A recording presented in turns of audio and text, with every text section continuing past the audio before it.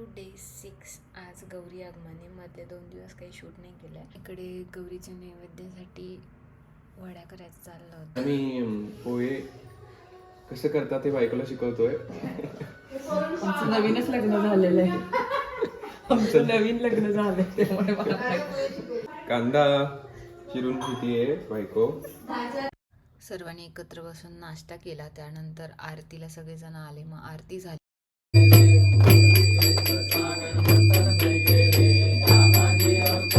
इथे मी माऊच्या हातावर मेहंदी काढत होते कारण ती गौराई आणणार होती.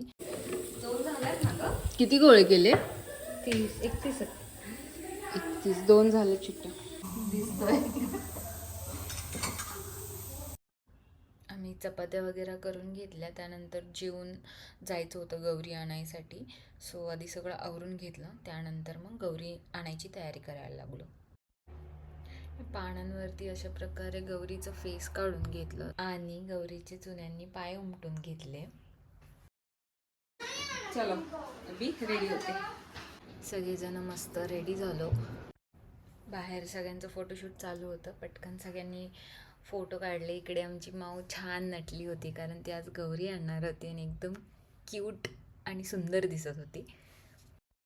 सगळ्यांनी तिच्यासोबत मस्तपैकी फोटोज काढले आणि त्यानंतर आम्ही सगळे निघालो गौरी आणायला. गावातले सर्वजण एकत्र मिळून गौरी आणायला जातात. सो असे सगळेजण निघाले गौरी आणायसाठी. आम्ही पोचलो आणि सूप वगैरे सगळ्यांनी ठेवून पूजा वगैरे करायला सुरुवात केली. पूजा वगैरे झाली.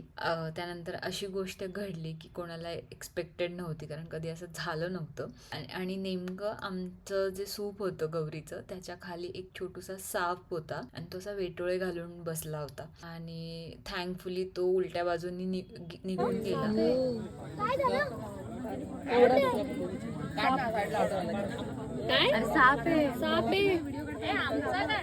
ते हालत नाही.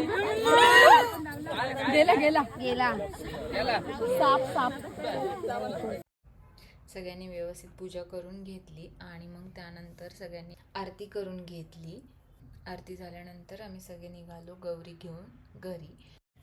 गावातल्या प्रत्येक घरामध्ये गौरीची आरती होते. आता गौरी घेऊन कोण येतं?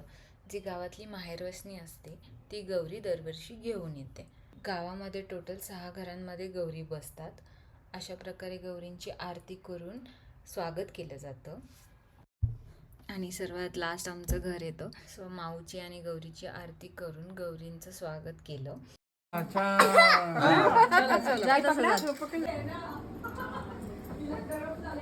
इकडे गौरी बसवण्याची तयारी चालू आहे. नाही मी अजून ते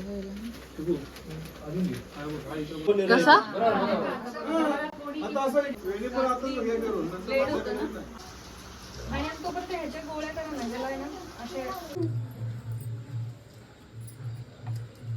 गौरी माते की जय.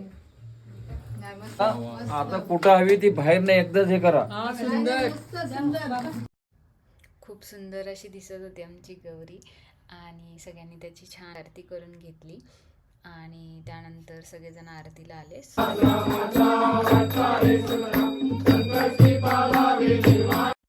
त्यानंतर गौरीच्या नैवेद्याची तयारी केली.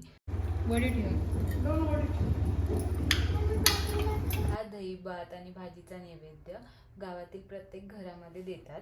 गौरीला नैवेद्य दाखवून घेतला. माऊचा उद्या बर्थडे होता सो ती सगळ्यांना इन्व्हिटेशन देत होती बर्थडेचं.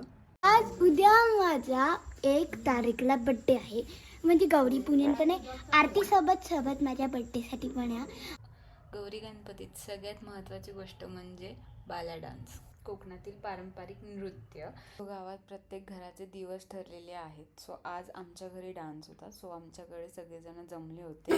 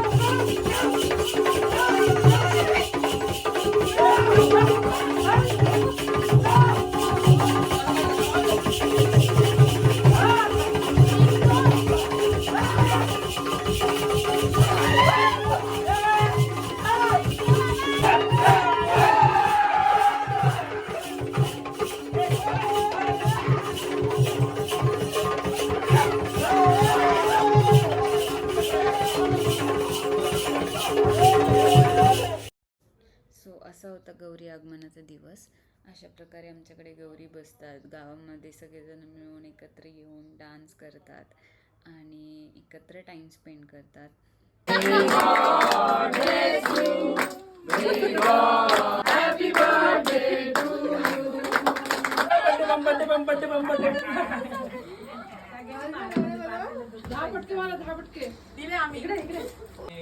आता सगळ्यांना ती कॅडबरी दे.